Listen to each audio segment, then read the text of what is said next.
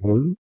Okay, I'm hoping it looks like I got audio recording. I hope. Anyway, so uh, yeah, this can be an interesting video. It's one of the things I really don't like to do, and that's sit here and talk to myself for an hour. But I owe it to you guys because I forgot to hit the record button on Thursday's session. I'll try not to extend it out for a full hour, but I still want to make sure I cover everything that's important to know. So this is spring semester 2023. This video will be presented to all three of my courses that are learning how to solve problems using MATLAB, being the EE1020, sorry, EE1020, ENGR 1030, and 1040. Um, all three of those courses are identical um, to a point. 1030 and 1040 are the same as 1020 up to the second exam. After the second exam, 1020 is done. 1030 continues learning MATLAB, and 1040 goes on to Excel, which I guess I'm kind of excited. I finally get to do some Excel this semester. It's been a while since I've had any Excel students. So anyway, I'm hoping you're seeing my screen. No, that's on the wrong screen, and we're gonna. So I don't know where I left off there. I thought I was recording the wrong screen, but apparently I wasn't. I'm just too stupid to know what I'm doing. So anyway, so yeah, 1030, 1040, and 1020. All your Canvas sites are all set up identical. In fact, truth be known, I created the 1030, 1040 cross-listed Canvas site first, and then imported it over to do the 1020, and just removed everything that the 1020 doesn't need. So a couple of important things here on the home page. Um, There are some resources, very limited, but there are here. Um, one of which would be the streaming videos. Now, the sixth edition of the textbook just came out before summer 2022, and Holly is still working feverishly at trying to get everything done, PowerPoints, videos, and everything, but she has not gotten the videos done.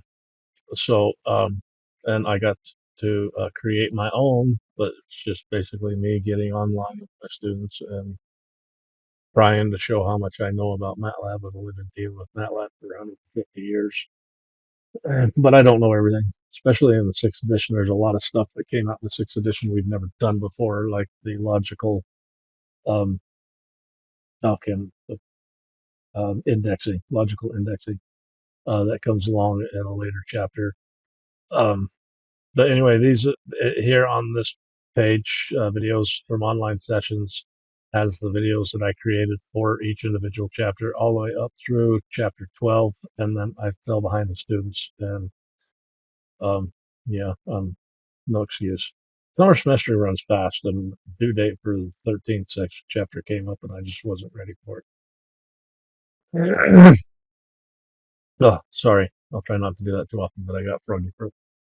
Um, So that's there's two ways to get to that. Either going through the resources for this course, or if you just scroll down at the bottom here, there's a video for online sessions. There's a couple other videos here. This is an old version, pre sixth edition. The loading of .dat .text files is still valid, and even the loading of Excel files is still valid. But there's a more gooder way to do it that we learned in the sixth edition, and that's through the read table command. It's a little bit easier. Um, this is a full length video. As you can see, at 23 minutes in, you learn how to find time for max and mins, which is something that comes up in chapter 3. And then, yeah, and then welcome videos, which is what I'm recording now for this semester, although I'm doing it by myself. With okay, enough of that. So, uh, uh, um, oh, and one other thing here is here on the homepage is the homework assignments and practice exercise solutions. You do have access to the 6th edition practice exercise solutions. They are generally, the purpose of this is so that if you get stuck and can't figure out what you're doing, then you can go to the solutions to find out what you're doing, not to go to the solutions and copy and paste them as your own work. You don't learn that way. And then there's also links in here to the various different assignments. Um, so as you go to these assignments, and this is important, this has come up several times this weekend, this is broken into 2 parts.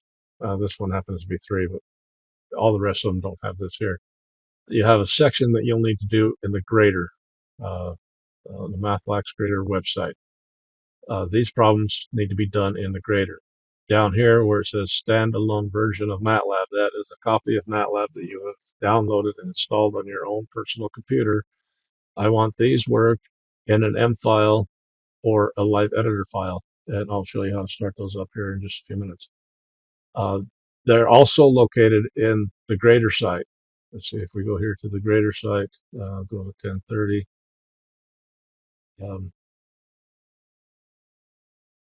And go to homework chapter 2, you'll notice that problems 17, 18, and 19 are in there. They're just there if you want, if you need help. You can go in there and get some feedback as you're programming along. If you just do them in here, you won't get full credit because they are designed to be done in the standalone version. Well, why do you do that? Okay, I'll tell you why I do that. It's very simple. If you look at the grader here, let's go into one of these problems. Come on. And this is what I see when I go in, but what you see when you come in will be this, the problem statement, and then down here is basically an M file that is embedded into the website where you will enter your code to solve this problem. But see, that's all you get is the script file. You don't learn anything about how to function and to do anything inside of MATLAB, because MATLAB doesn't have a submit button, or, well, they do have the run script, and I'll show you how to do that, but it's completely different this. So the purpose of doing these in a standalone is so that you get familiar with the layout of MATLAB. You come in here on the home page, you got new script, live script. I'll go through those in a minute. And, and then as you get into open up other things, okay, well, let's do a live script. This opens up what we call an M file. And that's because when you save it, it saves it as a .m. Uh, and then live script is different than an M file in that basically when you run and execute code inside of an M file, the output goes to the command window. In a live editor, the output goes below your code in the live editor, and I'll get to that in just a minute. But so yeah, so that's the biggest reason for doing both live editor and MATLAB grader. The MATLAB grader, my students in the past have really loved it because of the instant feedback. They don't have to sit there. Well, some of them still did sit there and bang their head against the wall for a little bit, but not nearly as much. I've always had positive, well, other than the typos, but you shouldn't have any typos because I ran through, where'd the grader go? That's not the grader. Here's the grader. If we go back and look at this, you'll notice that there are 451 problems programmed for the 1030.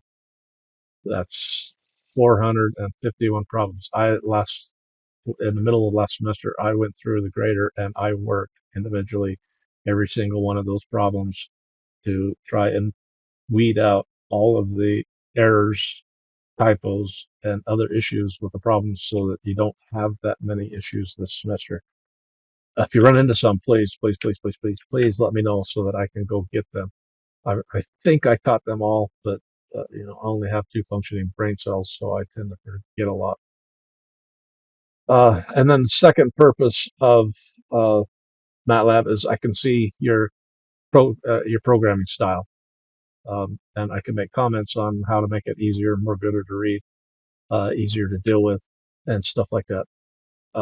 So when the homework statement says to do these in standalone version of MATLAB, that's what it means is you open up the MATLAB on your computer and you work the problems in an M file or a live editor. Okay. Okay. Um, oh, I noticed too this semester, I don't know how long it's been there, but there's a chat window here. So that'd be cool. I can come on, and if I see that there's students in here, I'll just pop in a message and see if you're okay and if you need any help. Um, and if that becomes too intrusive, let me know, and I will cease and desist. It's just a new tool. Uh, I guess y'all went through the full discovery to find your textbook. Um, so here's my MATLAB and my Brightwave. And that's how you can get to it. I'm sure you got an easier way to get into your textbooks than going through that. Um, but it's there and if and when you ever want it or need it. Uh, yeah, so that's pretty much Canvas. Um, uh, Very important. I haven't gotten much feedback yet on when you guys would like to meet during the week. If I don't hear back, I'll just schedule the next one for Wednesday night again, until I find out that what time would work more better for everybody else. I do this for your benefit, not mine. I'm not required to do that. I do it just to try to be of help. Um, Also keep up to date with all the announcements. That's how I communicate with you mostly, unless it's a one-on-one type thing. Then I'll send you a message in the inbox. Is it inbox? I think it's called the inbox. What is this called? Oh, it's over here. Yeah, in the inbox. Okay. If you have any questions about Canvas, let me know. So let's learn a little bit about MATLAB. So this is MATLAB. Again, this is how I have it set up for me. I like having the long uh, code window so I can see a lot of your code all at once. I know the default has this underneath the command window. You can move it by just grabbing and pulling, but sometimes it's hard to get things back. Um, so yeah. Oh, let's see who's texting me. Oh, Tony Sims. Okay, I'll deal with her later. Um, so yeah, so this is MATLAB.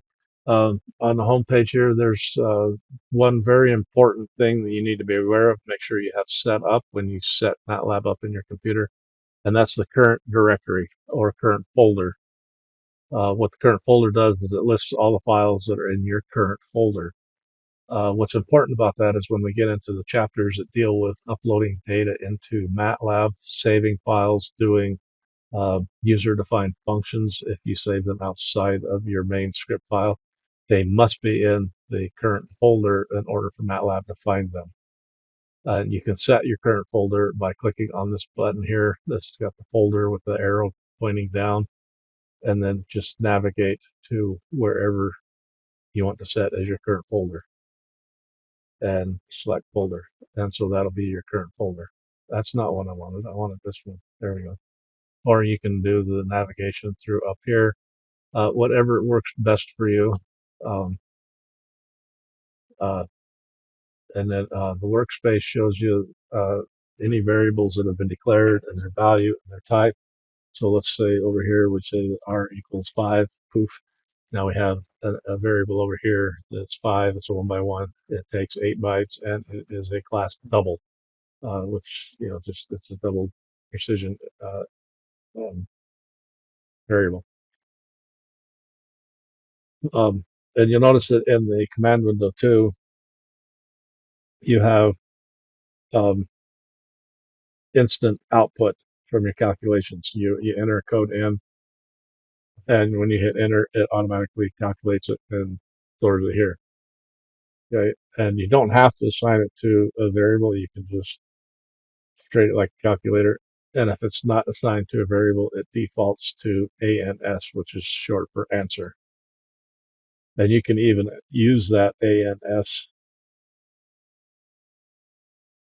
in a calculation, although because I didn't assign that to any variable now, the value of ANS is 18 now instead of 6. Okay.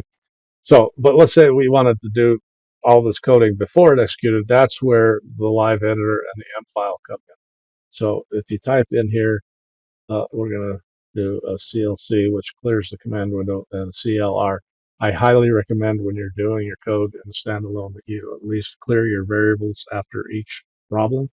Because if you define, like, say, R in problem 1 and you get down to problem 16 and you haven't cleared your variables, but you're using R, the same variable name, in a different text, trying to make it an angle or something, but you assigned it a value of 2, it's still going to have that value 2. Your code will work, but it won't mean anything because it's the wrong value, wrong setup, or whatnot. So it's always more gooder to uh, clear your variables in between problems that don't work on each other. Now, if problem 2 works off of the solutions from problem 1, then you don't want to clear your variables. Otherwise, you have to redo problem 1 to get problem 2. It's not as confusing as I'm making it sound. Okay, I'm sleep deprived. I'm only working off 2 functioning variable brain cells. So anyway, so let's do our code here again. Let's say R is equal to 5, and area is equal to pi times R raised to the 2. Okay, and if we come over here and clear the screen here, poof, it's gone. And clear the variables. Okay, so if we come over here and hit enter, well, it's not doing anything. Why ain't it doing anything? Oh, yeah, that's right. It's because this is an editor.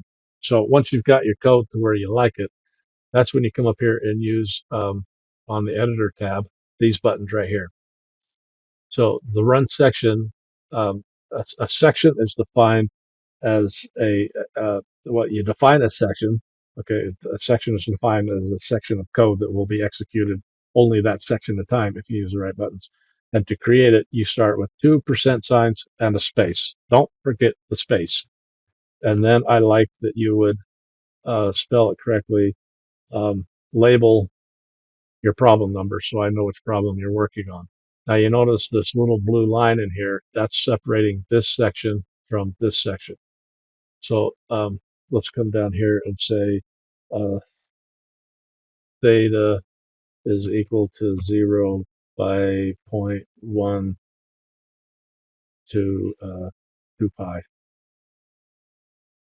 Okay, so I just created an array from 0 to 2 pi in an increment of 0.1. So this is where it starts, this is where it ends, and this is your increment value when you use this format. And then let's just do a quick plot of theta. Oh, how about we do a quick plot of theta versus sine of theta? How's that? No, we don't. We'll just do. Yeah, why not? What the hey? What the hey? Sine theta. That'll be an interesting plot. Okay, so if we come up here and hit run section, boom, it just did what was up here, right? It calculated R and the area, but it didn't do this one down here. And as many times as we hit that, it'll just keep doing the same thing over and over. Okay, it's not repeating because we got that there, so it's just going to keep doing that over and over. But if we want to execute and move the control down to this one, and that's when we hit run and advance. So now you notice it dropped down to this one, and now if we run that one, we should get a funky looking plot. There's our plot. Looks like a sine wave to me. And you'll learn more about plots when we get to chapter 4. Okay, but the takeout from here is this run and advance and the run section. It allows you to run just little bits of code.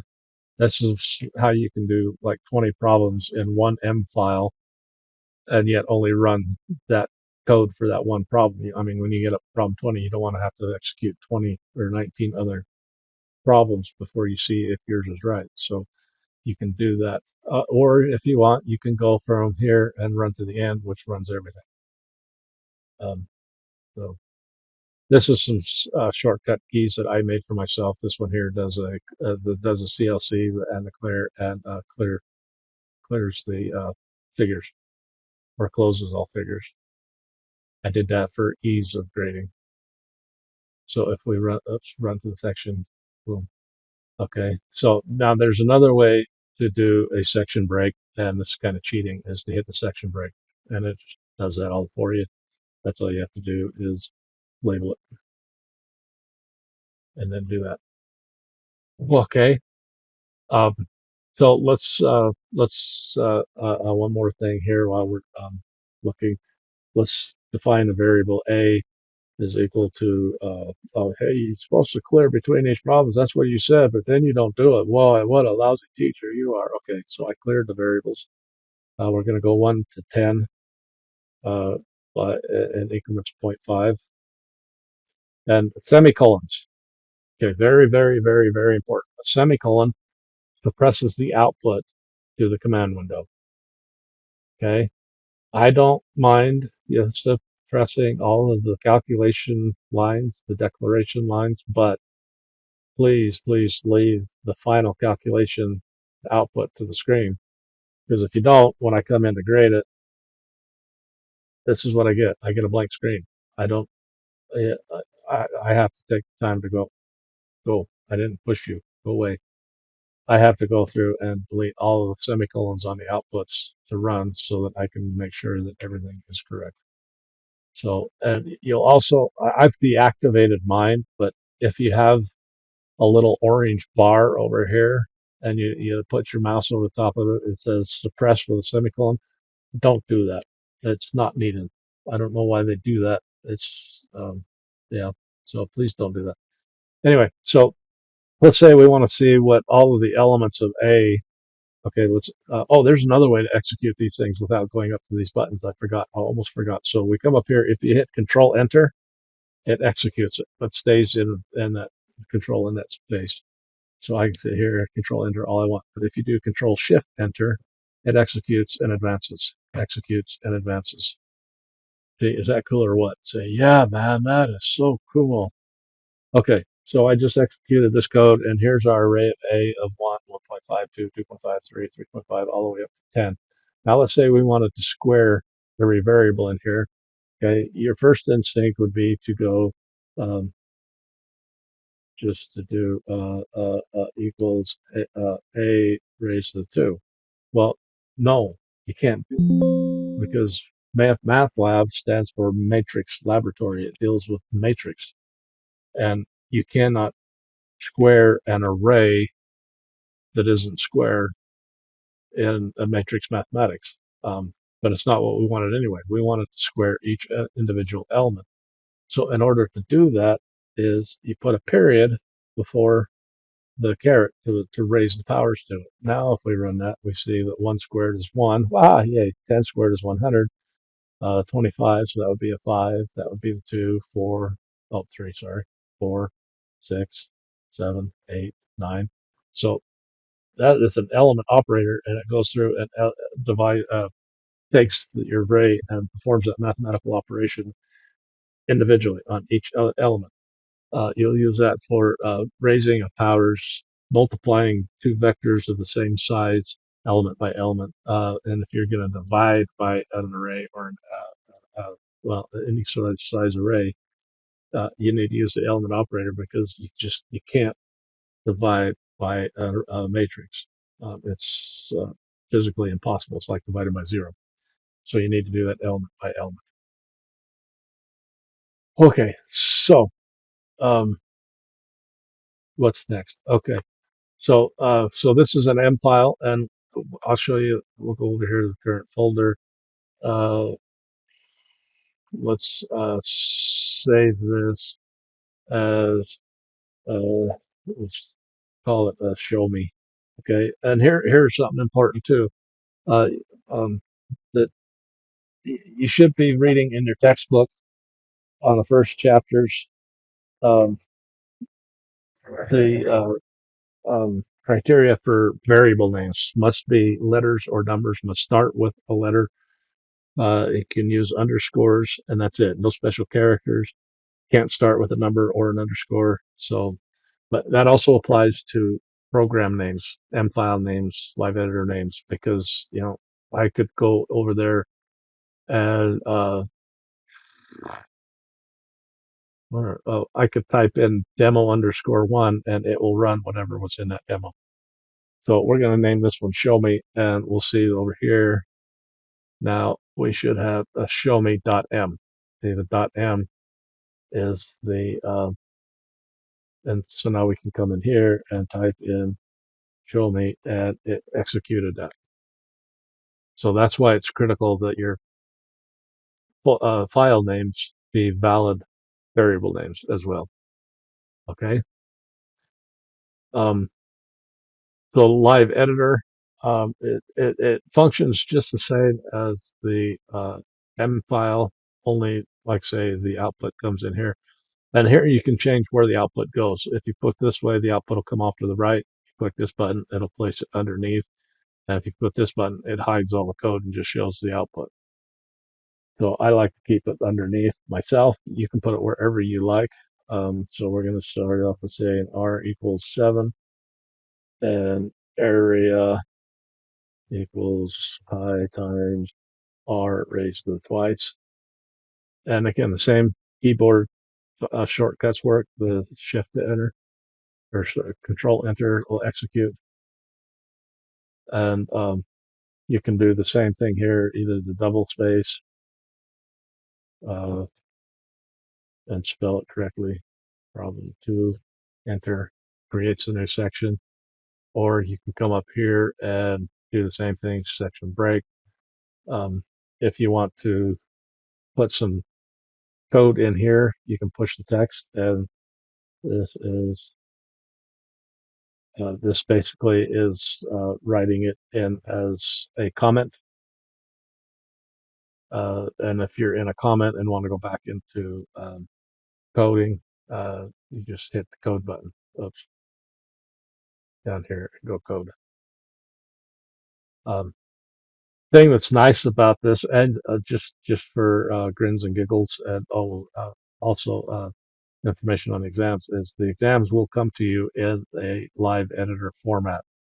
That way, when I grade it and return it back to you, you can see what I seen while I was grading it. The exams, there'll be for 1020, there'll be 2 exams, um, and your work is spread out through the entire semester, whereas the equivalent work that you guys do for 1030 and 1040 will be only the first 2/3. The final exam for 1030 will be solely on MATLAB, mostly focused on the material after the second exam. For my 1040 students, yours will be solely given on Excel.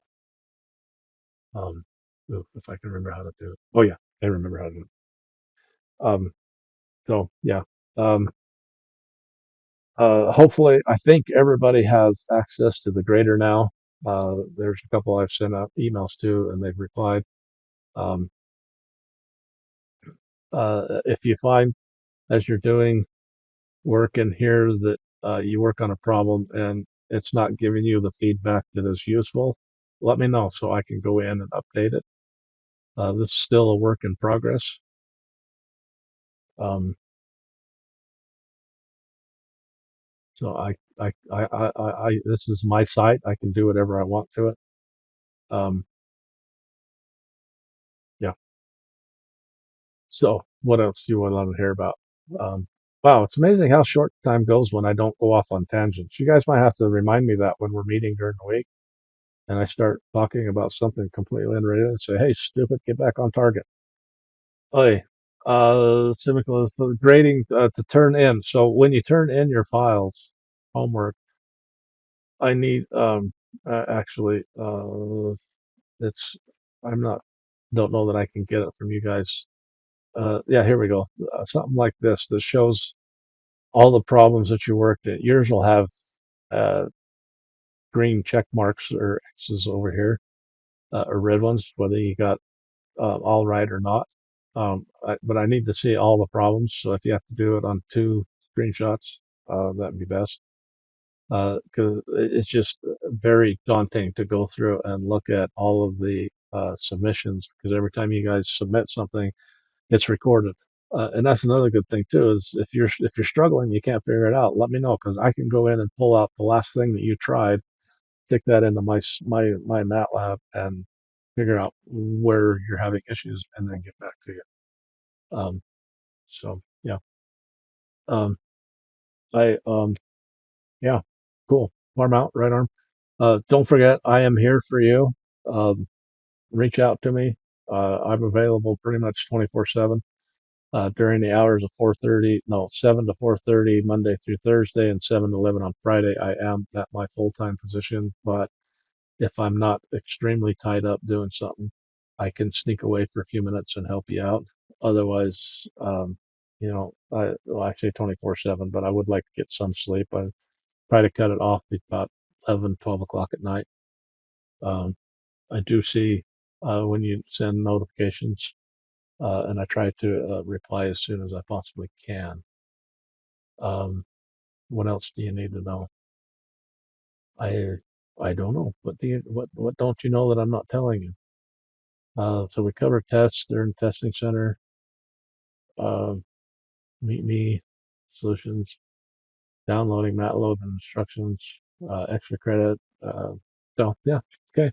If you have any questions, comments, wants, needs, there, concerns, but please let me know what day is going to work best for everybody. Otherwise, I'll just continue on at Wednesday at 8 o'clock. Uh, except for my 1020 students, because you guys are going to be verging away from the same schedule as 1030, 1040, so we'll have to set up another time for you. So, okay, reach out. Thanks. Bye bye.